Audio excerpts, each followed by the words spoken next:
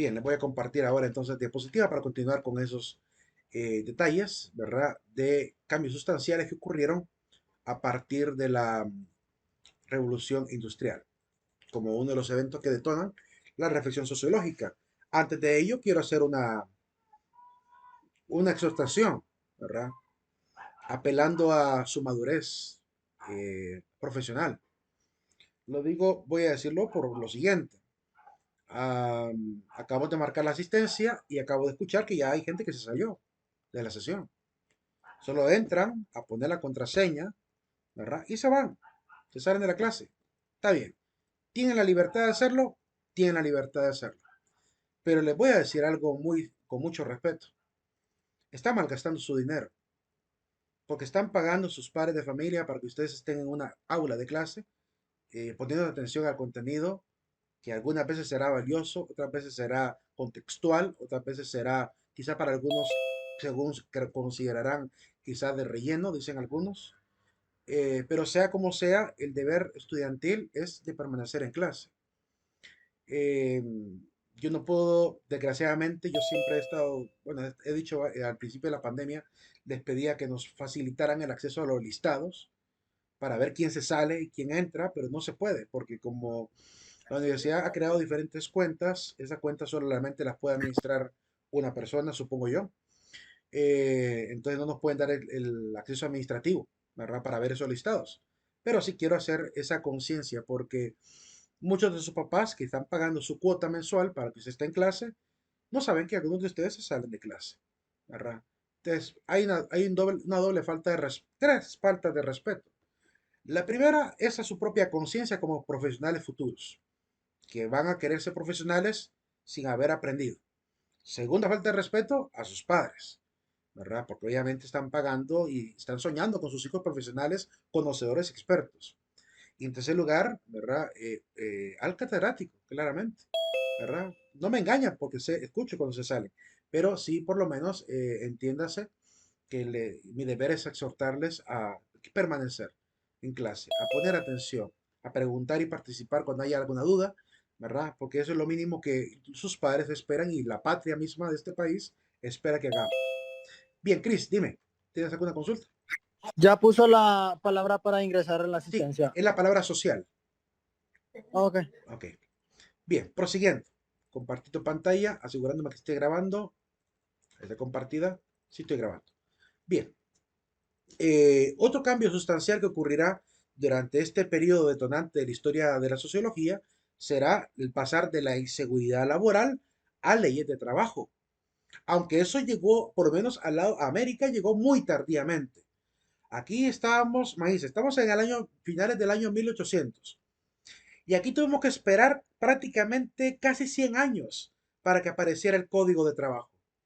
O sea, imagínense 100 años sin que se defendiera al obrero, ¿verdad? Ahí es porque aparecieron muchísimos movimientos sociales, teorías sociales, partidos políticos obreros, porque intentaban obviamente conseguir esto, que no se estaba dando. Y es que también en los hombres de empresa, ¿verdad? No se tocaban el corazón al respecto, ¿verdad? Uno que otro sí era honesto, pero otros obviamente explotaban a los ciudadanos, incluso a mujeres y niños. Entonces, básicamente esta circunstancia llevaría a los pueblos a solicitar a los gobiernos más seguridad. Y se va a lograr. Aquí en América, por lo menos en Honduras, logramos llegar a tener código de trabajo hasta el gobierno bueno, el reclamo del código laboral se venía haciendo desde los años 50 a través de la clase obrera que estaba en las bananeras. Llegamos al año 54 aún con la famosa huelga bananera durante el gobierno de Juan Manuel Gálvez. Y ni aún así, ¿verdad? Este presidente del Partido Nacional no les paró bola, ¿verdad? A los obreros, ¿verdad? Quedaron prácticamente siempre solos, convencieron a los líderes del sindicato, ¿verdad? Y se acabó la lucha social. ¿Cuándo vamos a tener código de trabajo? Cuando llegue el siguiente presidente, que será uno del Partido Liberal, Ramón Villa Morales. Hasta ese momento llegamos a tener en Honduras un código laboral que protegía al obrero. La palabra social es la contraseña para los que acaban de llegar. Entonces, entiéndase que el problema social y la discusión y los conflictos sociales y el trabajo político que han hecho algunos tiene sus raíces en estas circunstancias, ¿verdad? Donde Evidentemente la gente se cansa, reflexiona, analiza, ¿qué hacemos para cambiar las circunstancias que tenemos? Tan dolorosas.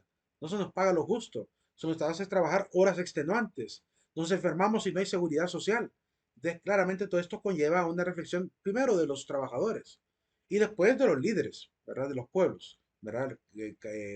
Dirigentes, ¿verdad? Líderes del sindicato, políticos, filósofos, sociólogos, psicólogos, trabajando en todo, en conjunto para a ver qué se hace para solventar esta circunstancia social. Después pasamos de la mano humana a la automatización, que trajo, sí, trajo tanto beneficio como un problema. Porque si bien es cierto, hoy fabricamos productos mucho más rápido que antes, lo cual acelera la producción, mejora la capacidad de adquisición de cosas útiles, pero por otro lado, esa automatización desplaza al obrero, porque lo que hacía antes quizá 10 obreros, ahora la hace un obrero o dos con una máquina. Entonces quedan 8 sin trabajo. Entonces esa es la particularidad que tenemos, que antes del trabajo de 10 lo realizan dos con una máquina. Hay algunos que han sido comúnmente, incluso en este país, renuentes a modernizar tanto las empresas. Quizá por una cuestión de pensamiento social que no han querido generar mayor problema con el tema de la tasa de desempleo. Porque si yo modernizo mi empresa, automáticamente se queda, obviamente, un montón de gente sin trabajo. Entonces, el modernismo, en la modernización, mejor dicho, solo es un problema cuando olvidamos la parte ética. Y de hecho, cuando miremos más adelante los pilares sociales que la iglesia también va a dar, hablará de este detalle. Modernidad o desarrollo. Si, olvidando a la persona, no es desarrollo. Es un tema bien interesante. Recientemente, ¿verdad? Hace 3 días, acaba de fallecer ¿cómo se llama? Don Jorge Hueso Arias. Les decía los de la clase de historia que hacer historia como ese hombre hizo en este país con su Banco de Occidente, no es publicidad la que estoy haciendo, no me están pagando por decir esto, pero hay que dar mérito a quien merece. No es fácil, no es fácil hacer lo que este hombre hizo. Estamos hablando de una gran cantidad de agencias que le dan empleo a un montón de hondureños. Trabajo digno, ¿verdad? Bien remunerado, diríamos, bueno, adecuadamente remunerado para el tipo de esfuerzo que tienen, eh, y que ha ayudado tanto. Un hombre como él, pues muy pocos. Hay que decir que también intentó participar en política. Quiso llegar a ser presidente, pero no lo dejaron. No lo dejaron prácticamente competir sanamente. Carías estaba en ese momento, entonces era un solo lío. Era un hombre muy apegado al Partido Liberal de la época de Ramón Villa Morales, ¿verdad? Entonces, obviamente entendemos por qué el hombre es así de visionario. Está en una época en la cual este hombre también como Ramón Villa Morales, que también era muy visionario, ¿verdad? Realizó grandes cosas para este país. Entonces, estamos en un gobierno que difícilmente volveremos a ver un gobierno parecido a ese. Es que estos hombres hicieron una historia bien tremenda para beneficio social. Más adelante miraremos cuando miremos la parte de el, su desarrollo, ¿verdad? Y el acceso al capital en Honduras. Más adelante analizaremos este detalle. Pero quería hacer alusión a él por esto, porque en una entrevista, recuerdo haberlo visto yo, que le hicieron la pregunta, que por qué no modernizaba Banco de Occidente. Y la respuesta que él dijo fue lo que yo acabo de decir, que si él dice, si yo modernizo esto, la gente se queda sin trabajo. Lo que hacen 5 personas en 5 escritorios diferentes, la haría una sola persona en una ventanilla. Pero quitar a 5 personas para acelerar el proceso con una sola persona también conlleva dejar a 5 familias sin comer, a 5 familias sin sustento. Entonces, pensamiento social como el que tenía este hombre, no he visto otro empresario que tenga esa mentalidad así, tan clara, ¿verdad? Y es claro que el Banco Occidente, comparado a otros bancos de este país, sí ha ido modernizando poquito a poquito, paso a paso, poquito a poquito, pero cuidando siempre mantener el valor de la persona. Y eso es lo que los empresarios a veces olvidan. Por eso nos enfrentamos a grandes conflictos sociales, porque los empresarios, los diputados, los dirigentes, los gobernadores, toda la gente que trabaja, el presidente, la presidenta, se olvidan de la gente. Quieren sostener un sistema político, un sistema económico, un sistema social, sin pensar en la gente, que es el agente social. Y ese es el principal problema por el cual estos avances no dejan prácticamente secuelas beneficiosas, sino más bien problemas. En la otra circunstancia que podemos ver a partir de la industrialización es que pasamos de la vida rural a una expansión urbana, que no es tan positivo, ¿verdad? No es tan positivo. ¿Por qué? Porque sí es cierto, las ciudades grandes, quizá que hermosos parques y cosas por el estilo, negocios por todos lados, pero yo, como subiendo aquí por donde yo vivo, subimos una cuestecita para salir a la carretera y mi hija que íbamos en camino, y sentíamos el fuerte calor, ¿verdad? Y eso que solo caminamos una cuadra y media. Estamos cortitos también y quizá por eso lo sentimos más, pero el calor estaba insoportable y entonces le digo yo tanto que he cambiado Santa Rosa de Copán, porque aquí el clima en los años 98 era bastante frío. Era bastante frío, neblina en la mañana, hasta las 8 de la mañana, 9 de la mañana, neblina. ¿Verdad? Tormentas, cada rato tormentas, en agosto era tormentas todo el tiempo, ¿verdad? Y hoy cuesta ver una tormenta, gran calor. Entonces me dice mi hija algo que es cierto. Me dice, es que muchas casas, me dice, muchas carreteras, mucha calle empedrada, poco árbol. Y tiene toda la razón, tenía toda la razón, porque Santa Rosa de Copán en aquel momento no tenía tanta expansión urbana como la que hay hoy. Y lo que ha producido, pues, es un sobrecalentamiento de la ciudad, ¿verdad? Han botado incluso lugares donde había arbolitos, se los han quitado para poner pavimento. Nos hemos vuelto una selva de pavimento que solo sirve como horno para calentarnos a nosotros y sacarnos de quicio, incluso porque el mismo calor que estamos viviendo nos lleva a la desesperación, al cansancio, al agobio, al estrés y terminamos arruinando la calidad de vida. Y todo por el afán de ir a unirnos y a pegarnos a los anillos de esa ciudad, que se convierte tarde o temprano a veces también incluso en anillos de pobreza. Miren la cantidad de tráfico que hay en las ciudades. Eh, Pepe Mujica, expresidente de Uruguay, cuando llegó a la cumbre de Río de Janeiro, les dijo algo a los europeos, están en la cumbre. Eh, les dice, ¿qué vamos a hacer con un mundo si todos los, digamos, toda la gente de la India tuviese el mismo grado de nivel de desarrollo y cultura que los alemanes? Estaremos capacitados para tener una población tan grande como los hindúes con dos, tres automóviles como acostumbran los europeos tener. ¿Qué vamos a hacer con tanto automóvil, con tanto petróleo malgastado, ambiente contaminado? Estamos realmente pensando realmente hacia dónde vamos. Él apuntaba a esto, a esta idea. Él considera que el verdadero desarrollo no es que todo el mundo tenga automóviles, no es que todo el mundo tenga mansiones y piscinas. Esa es la mala idea. A veces el desarrollo es tener una buena calidad de vida, saludable, próspera, con trabajo digno, ¿verdad? Para vivir tranquilamente sin andar acumulando. El problema es que hemos llegado a una cultura del consumismo tremenda, donde yo no quiero acaparar un terreno, sino muchos terrenos para tenerlo baldío, ¿verdad? A veces, quitándole la oportunidad a la gente para que compre un terreno barato. Eh, el mismísimo, ¿quién fue el que contaba esto en las redes sociales? Estaba viendo a alguien diciendo, ¿cómo se llama? ¿Quién fue el que me comentaba esto? Ya me acordaré. Pero alguien, ya me acordé quién, y lo conocerán seguramente. Auronplay, el famoso Auron, Raúl. En uno de sus programas, él dijo algo bien interesante. Analizando los apartamentos de mala muerte que hay en España, no sé, ¿cómo se llama? Wallapop, creo que se llama la aplicación de ventas.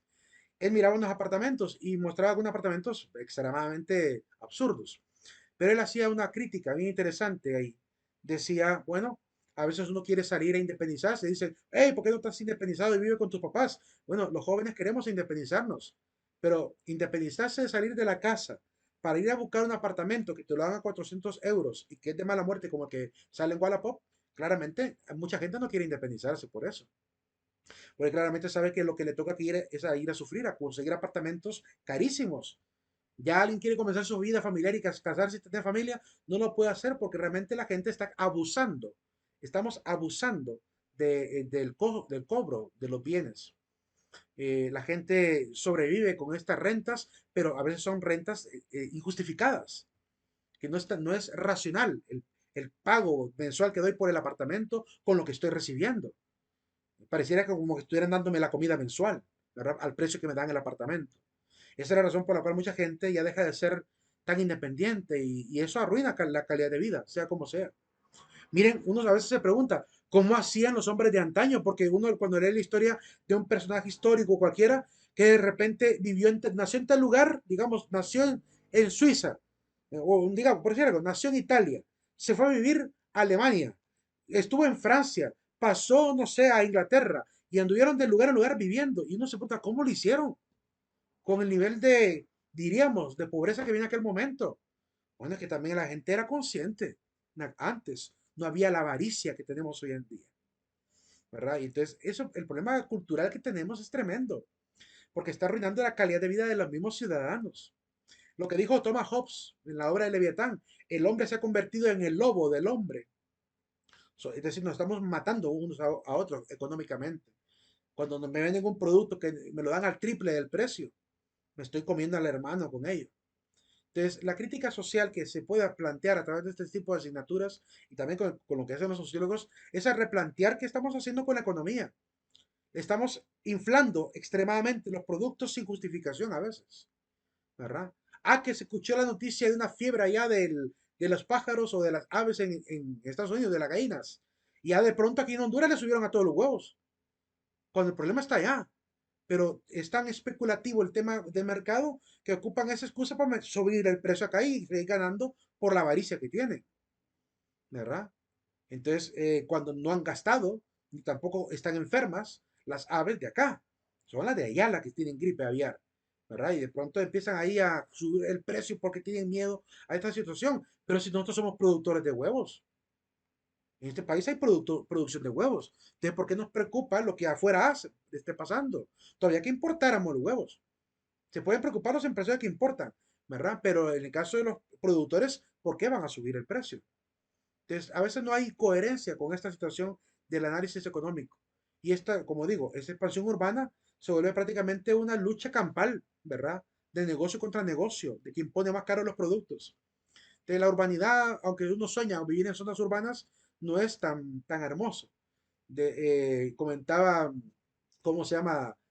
Un sacerdote, que mucha gente tiene ganas de irse a vivir, que a España, que a Estados Unidos, pero cuando llegan a estos lugares se dan cuenta que lo que les hacían creer no es tan fácil ganar el dinerito, no es tan fácil, y sobre todo tratar de vivir en una economía que de por sí ya parece inflada, ¿verdad? Una economía carísima, donde un apartamento no te baja de unos, ¿qué? 500 euros mensuales, de unos $500 mensuales.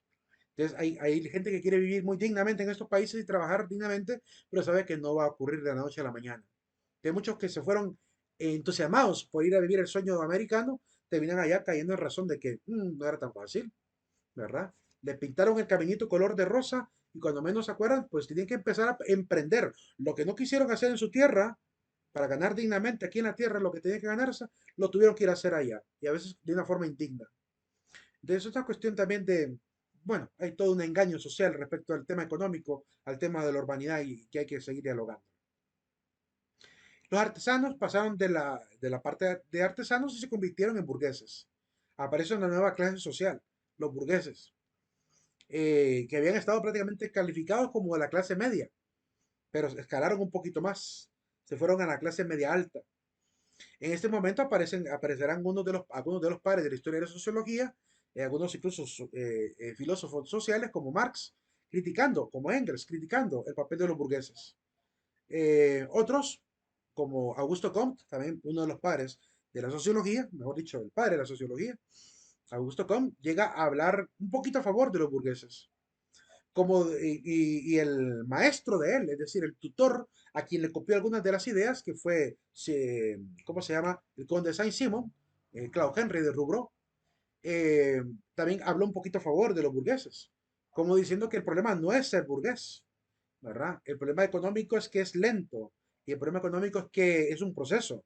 No ocurre milagrosamente de la noche a la mañana que te vuelvas rico.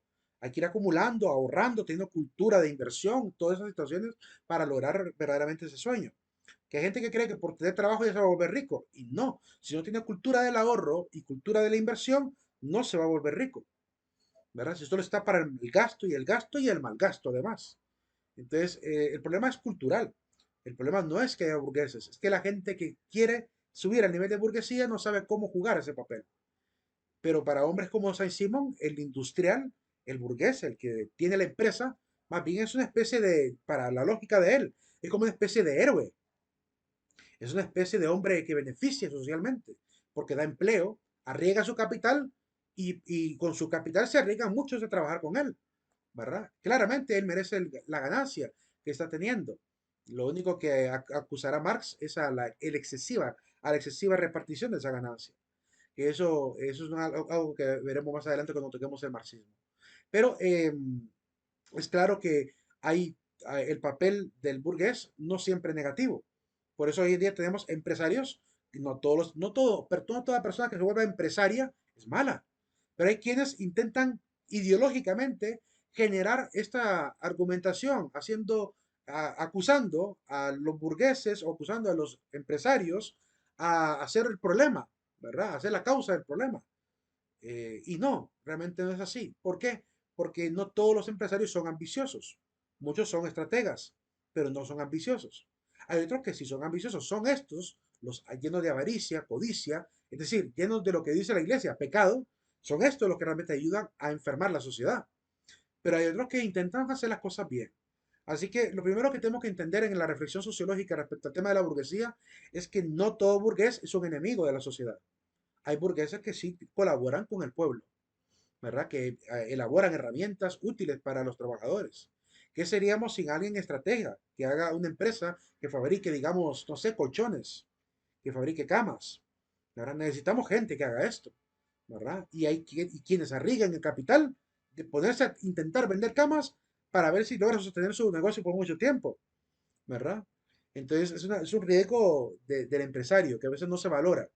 En otros países como América del Sur, algunos economistas más bien están tratando de defender a toda costa al empresario, porque se están generando a veces sistemas políticos que en vez de colaborar con este que invierte, ¿verdad? Y que da trabajo, más bien lo asfixian y acaban con la inversión, acaban con la iniciativa, ¿verdad? La iniciativa privada, que es la que el gobierno no hace.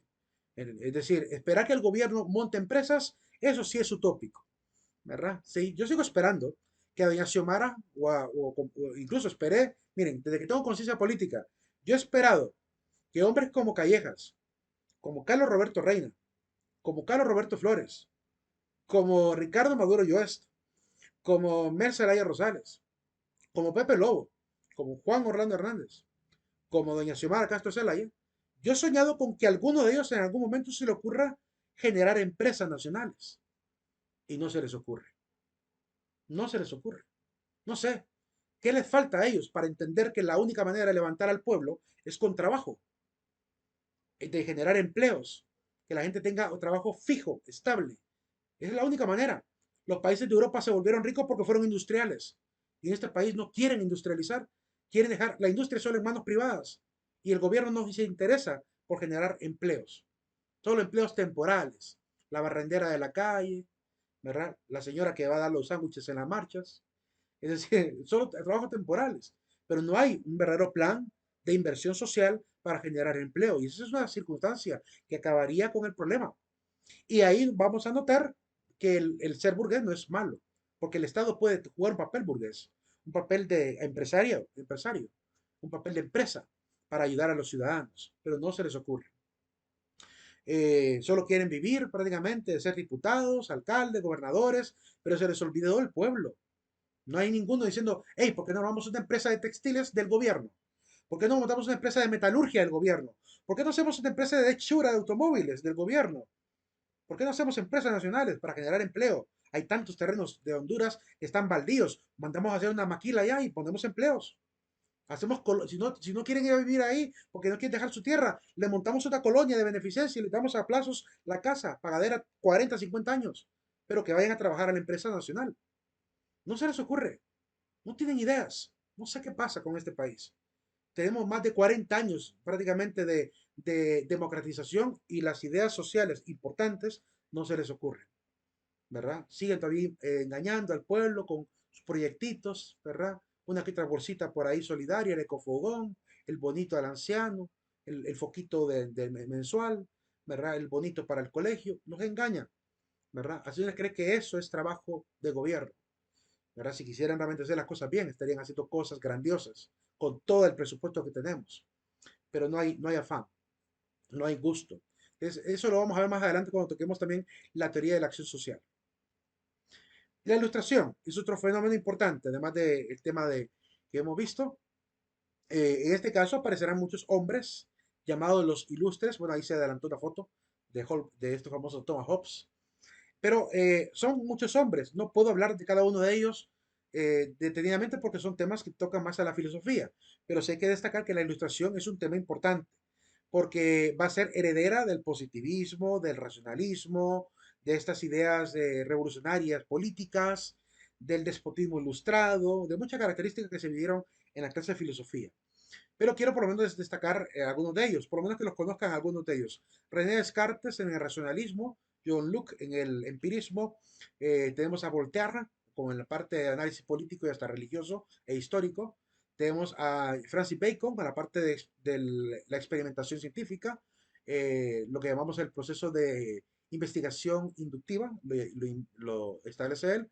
El barón de Montesquieu, también, gran crítico social, analista de derecho, de leyes, tiene una obra que se la recomiendo a los abogados, El espíritu de las leyes se llama, ¿verdad? Léanse El espíritu de las leyes. El Jean-Jacques Rousseau, escritor de la obra El contrato social y una obra también donde habla del origen de la desigualdad de los hombres. Immanuel Kant, con sus críticas a algunos sistemas filosóficos y su nueva forma de ver la ética. Este es Christian Wolff, ¿verdad? Es filósofo inglés, también uno de los padres de la ilustración, además de David Hume, ¿verdad? Gran materialista y también afanado por el tema de por el tema de la investigación del conocimiento puramente científico, sensorial, diríamos, hoy en día natural. Y Thomas Hobbes, escritor de Leviatán, ¿verdad? Que es uno de los grandes críticos también del Estado. Eh, Algunos de ellos, y otros que se me escapan mencionarlos. Pero que entendamos que fueron muchos hombres los que colaboraron con este pensamiento, ¿verdad? Que va a llevar obviamente también a una reflexión crítica de lo que está pasando con la historia humana y evidentemente con la sociedad. Otro evento importante que detona también la aparición de ese análisis social son el avance de las ciencias naturales, específicamente en las áreas de la evolución, en las áreas de la genética y de la microbiología, ¿verdad? Con hombres como Darwin, hombres como el sacerdote que inventó las leyes de la herencia, que es bueno, no que inventó, que descubrió la ley de la herencia, que es el padre, perdón, eso es el obispo Gregor Mendel, Gregor Mendel, que había hecho experimentación ahí con guisantes, ¿verdad? Y de ahí salieron las famosas leyes de las cuales se utilizan hoy en día para analizar la herencia. Y el último que está en la imagen es Louis Pasteur, con el cual comienza prácticamente el estudio de la microbiología, de los virus, ¿verdad? De las enfermedades, de las bacterias, comienza con él. Eh, y a partir de ahí, pues la preocupación, ¿verdad? De los grandes desastres que han ocurrido cada cierto tiempo. Han habido casi como 14 pandemias fuertes en la historia.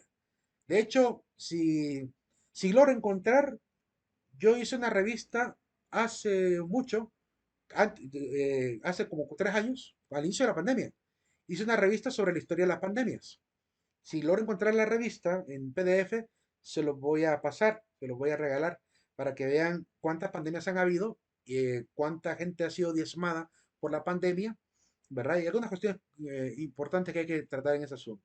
Fue una revista que hice en otra universidad, pero que vale la pena que la puedan ver, ¿verdad? Que peguen una repasadita de ese detalle. Em, ah, en ese sentido, pues claramente, ¿verdad? El problema de quién es el hombre, ¿verdad? Cómo se sostiene la sociedad a pesar de esos pequeños enemigos que aparecen cada cierto tiempo, las pestes, cómo nos preparamos para ello, tanto que generó reflexión en las ciencias naturales, también en las ciencias médicas y evidentemente también en la ciencia de la sociología, ¿verdad? El tema de la cultura, de la higiene, el tema de la ubicación y de la urbanización de las ciudades, me refiero al orden de las ciudades, al aseo de las ciudades. Es que ver a Nueva York lo que es hoy, a lo que era Nueva York en el año 1900.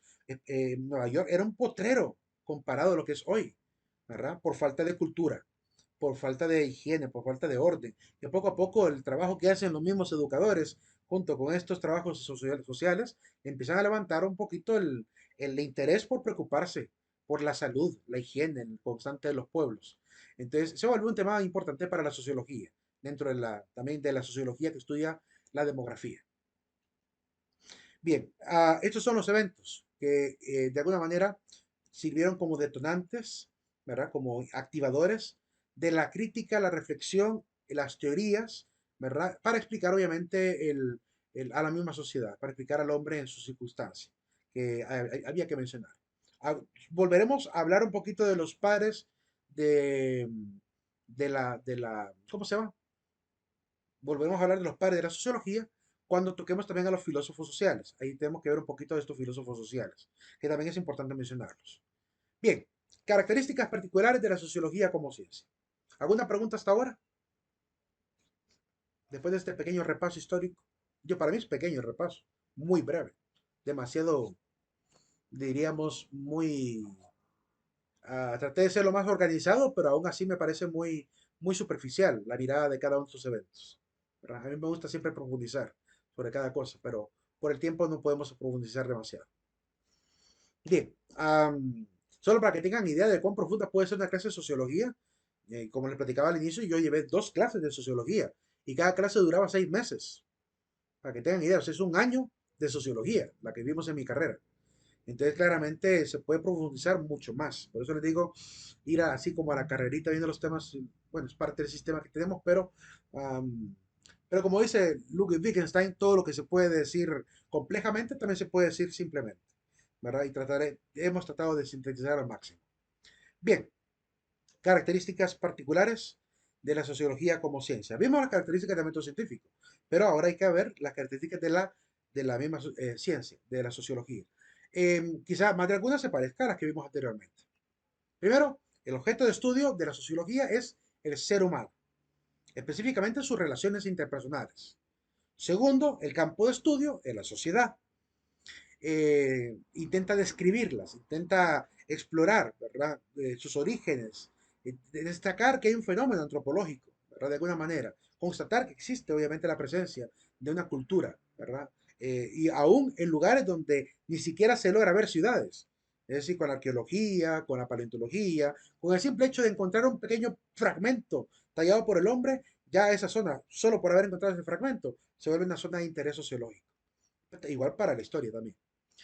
Es ciencia, ¿verdad? Es obviamente, es una disciplina que sigue un rigor, ¿verdad? Utiliza el conocimiento racional, trata de ser lógica en todos los argumentos que presenta, ¿verdad? Y además, hacer uso de las herramientas de la estadística, ¿verdad? De los diferentes métodos de investigación que hay para poder indagar con los datos la realidad y poder establecer un análisis, criterio y una teoría adecuada para poder interpretar los fenómenos históricos y sociales. Por otro lado, es empírica, ¿verdad? Es decir, se funda igual que todas las ciencias naturales y las ciencias humanas en la experimentación, en la observación, en la transformación del contenido a algo sistemático, algo estructurado, bien planificado. Entonces, de alguna manera, no es una ciencia especulativa como mucha gente cree. Si bien es cierto, al dar esta clase, nos damos el gusto de ser un poco especulativos, porque puede ser que lo que yo venga a decir aquí, como algo crítico, como una crítica social, puede ser que sea una especulación. No sé, yo trato de ser muy objetivo con lo que digo, pero si en algún momento se siente que algo tiene otra perspectiva de verse, pues es discutible, claramente que sí, ¿verdad? En este caso yo no soy un sociólogo, estoy dando una clase de introducción a la sociología, razón por la cual sí, como parte de la tarea de la universidad, es generar criterio y crítica, ¿verdad? Entonces no simplemente es hablar del contenido de la disciplina, también es hacer un poquito de análisis sobre la circunstancia del aquí y el ahora. Por otro lado, es teórica, así que me disculpan si en algún momento soy demasiado especulativo, aunque trato de ser lo más, como digo, lo más racional posible. Y si algo lo llego a decir de manera equivocada, pues corríjame, ¿verdad? Que todos aquí podemos mejorar, todos estamos para aprender. Entonces, si algo llego a decir yo que no es correcto, que ustedes tienen pruebas de que estoy en el error, pues perfectamente me pueden señalar dónde está el error y me pueden mostrar los argumentos y yo estoy dispuesto a cambiar completamente, ¿verdad? Como decía, ¿quién fue el que dijo esto? Creo que fue Voltaire. Fue el que prácticamente decía que él estaba convencido de todo, ¿verdad? Convencido de lo que siempre he dicho, pero estaba dispuesto a que le demostraran lo contrario. Pero mientras no le demuestren lo contrario, pues claramente permanece en lo que cree es la verdad. Entonces, esa es la actitud que a veces tomo también en estas circunstancias. Yo estoy abierto a la discusión y al debate racional, académico y con respeto, siempre y cuando sea con orden y con pruebas, evidentemente. Bien, es teórica, permite diseñar, formular proposiciones lógicas a partir de observaciones. Es decir, sale un contenido. Tenemos libros de sociología tan chiquititos. De hecho, les comento, ya encontré el libro en físico de Julio Gómez, no el de la universidad, ese sí lo tengo, el de la universidad es el de color blanco. Yo tengo otro que es de color rojo, ¿verdad? Que hace mucho tiempo lo adquirí, ¿verdad? Entonces voy a ver si, aunque sé que la edición ha cambiado un poquitito, eh, además de que el libro este de Julio Gómez lo pueden consultar en la biblioteca de la universidad a través de la página de la universidad, ¿verdad? Pueden consultar ese libro a través de ahí. Pero yo trataré de pasarles, aunque sea las lecciones que a mí me interesa que tengan, de manera digital en un PDF. No todo el libro, pero por lo menos un fragmento que me interese que pudieran de repente tener en el caso que no puedan comprar el libro. Eh, que es una parte que no va a cambiar porque es historia prácticamente de la sociología y contenido también de la misma sociología.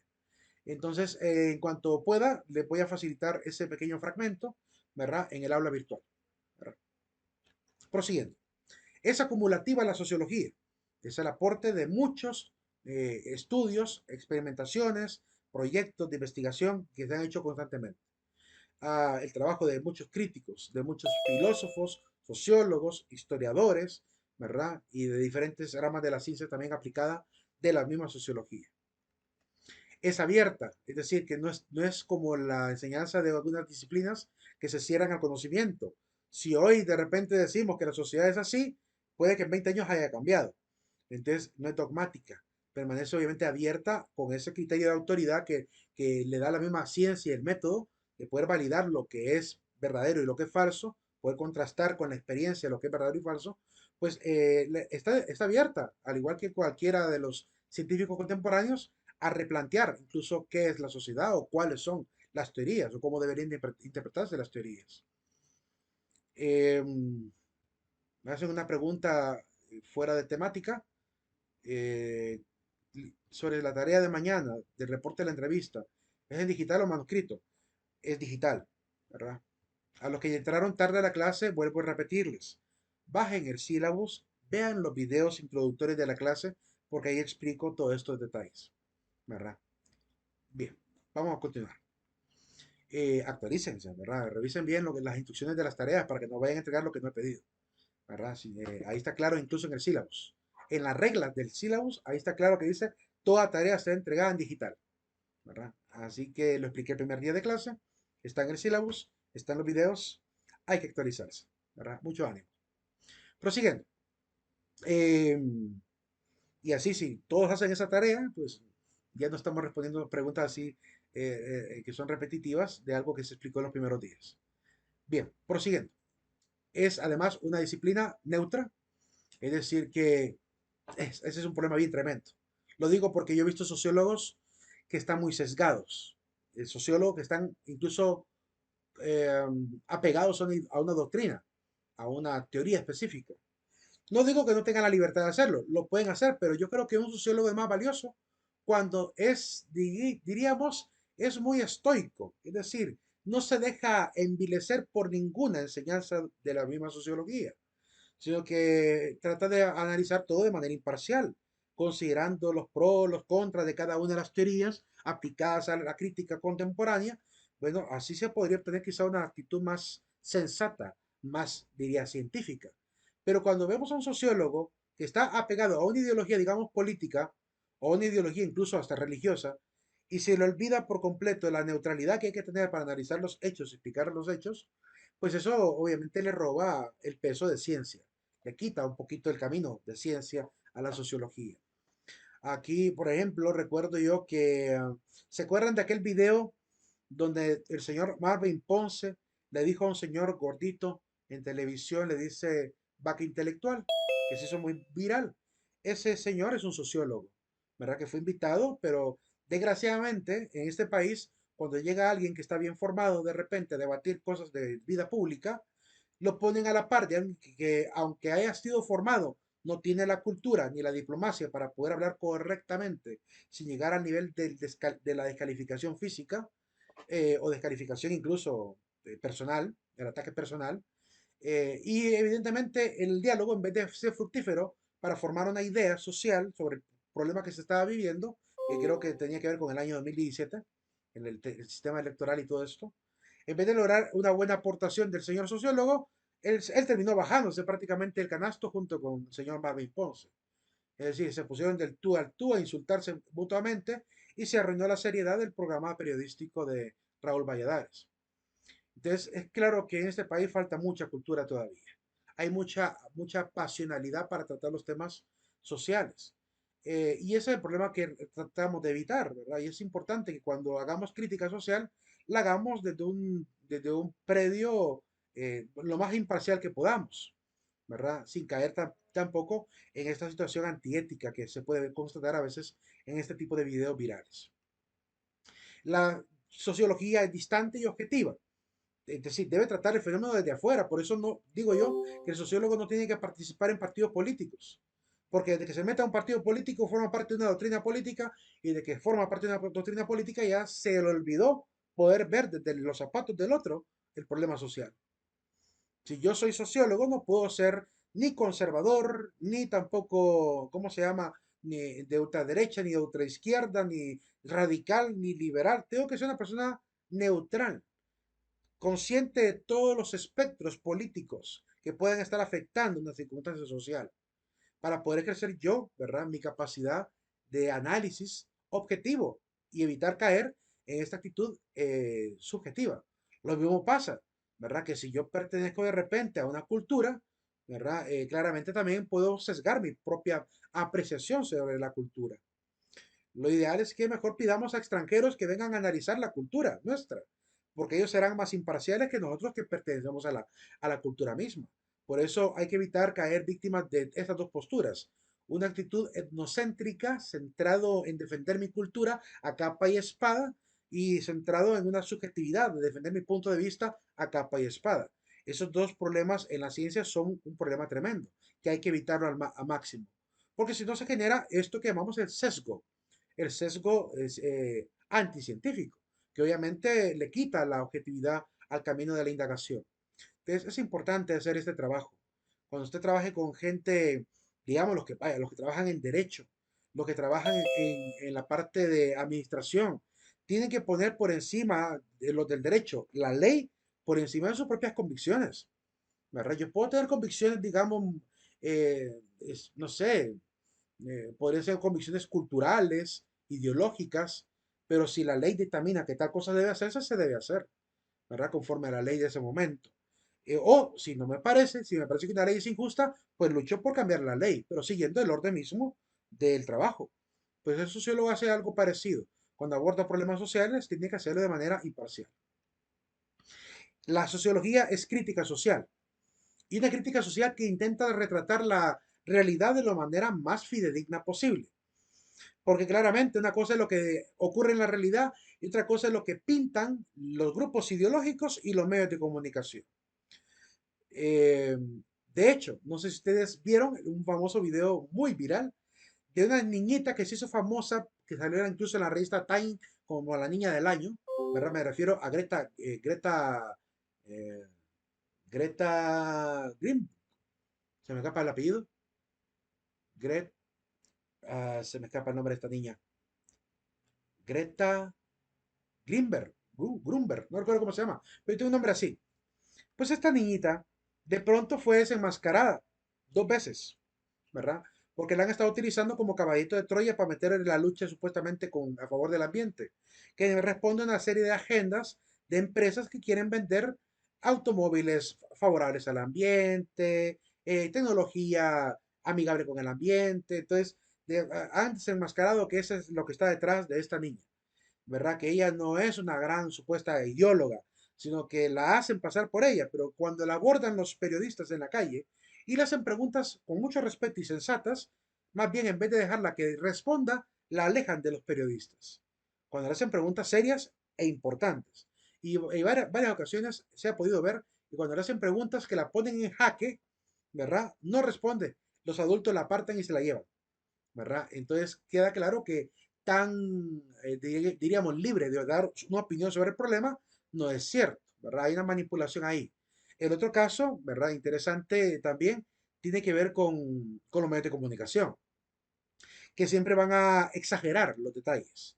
Hay un video de una periodista que está mostrando a migrantes no recuerdo si era por España, no qué lugar fue, pero unos migrantes que intentaban pasar una especie de alambrada. La orden de la policía fue prácticamente, al ver tanta muchedumbre, pues dejarlos pasar. Es decir, eso fue la orden. Entonces la gente alegre, ¿verdad? Intenta pasar el cerco y pasar obviamente a la ciudad, que les dio el acceso a pasar. La policía desistió. Pero los periodistas, al ver que se arruinó la noticia, porque ellos querían ver quizás sangre, ¿verdad? Una periodista persiguió a un señor que iba con una niña, ¿sí? Lo ha perseguido con la cámara, ¿verdad? Alguien la filmó y le ha metido zancadilla al señor para que cayera al suelo y grabara una imagen, aunque sea dramática, de la gente huyendo enmarejada para escapar de su realidad dolorosa, tratando de vender una noticia trágica pues, de algo que terminó en paz. Entonces, cuidado con los medios de comunicación. Cuidado también con lo que digan los expertos, entre comillas, en los medios de comunicación. Porque desgraciadamente se pierde la objetividad muy fácilmente por vender, ¿verdad? Que ese es el problema que tenemos. Ok, Luis. Em, tengamos ese cuidado.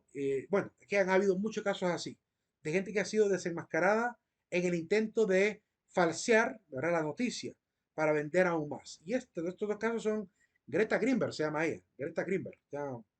Ya me cayó el 20 de quién es. Esta chica, esta niñita, bueno, ella es chica, ya no es niñita, ya hace 3 años que apareció ella. Miren, tengan mucho cuidado con esta gente, que incluso hay que tener cuidado con la revista Time, ¿verdad? Porque la revista Time quiere sacar a la luz a supuestas luminarias y líderes de la cultura y política y todo esto, pero hay detrás del periodismo, ¿verdad? De estas revistas, ciertos intereses también políticos, ¿verdad? Tengan cuidado con noticieros, ¿verdad? Famosos, que comúnmente a veces no cuentan la verdad como tal, tal como ocurren. Y cuando hay eventos que tienen que narrar, no los narran, los pasan por alto, como que no es importante la noticia. Eh, tapan la verdad de las cosas. Entonces hay que tener mucho cuidado. El sociólogo cuando va a utilizar estas fuentes secundarias, porque son las fuentes primarias, estar en el lugar para observar. Y las fuentes secundarias lo que digan los periodistas que ocurrió. Entonces hay que tener mucho cuidado cuando se hace sociología también en ese sentido. No podemos tomar como criterio de punto de partida como un criterio de verdad el del periódico, porque no es un criterio de verdad muy válido. ¿Verdad? Hay que ver el fenómeno, indagar mucho para poder contrastar con todas las fuentes periodísticas para encontrar si realmente hubo verdad. Y aún así, aún cuando indaguen muchas fuentes periodísticas, también hay que tener cuidado. Les digo por qué. Hace mucho, también durante la pandemia, recuerdo, salió un video donde muestran a muchísimos periodistas de diferentes canales de Estados Unidos diciendo exactamente la misma noticia. Es decir, leyéndola. Pusieron todos los videos, como digamos, por así decirlo, 20 noticieros al mismo tiempo, de manera, ¿cómo se llama?, sincronizada, que estaban leyendo el prompt de alguien que mandó la misma noticia a todos los lugares. Por lo cual les digo, hay algunas fuerzas y élites que quieren manipular y someter al miedo y al terror a mucha gente. Entonces hay que tener cuidado también con esta parte para hacer la crítica social de los eventos que vamos viviendo. Bien, vamos al aula virtual para colocar la asistencia final, ¿verdad? Permítanme un segundo, les comparto. La contraseña final es la palabra, ya les digo, la palabra de las 6. Permítanme, voy a recargar. Ahí está. Es la palabra trabajo, ¿verdad? La palabra trabajo.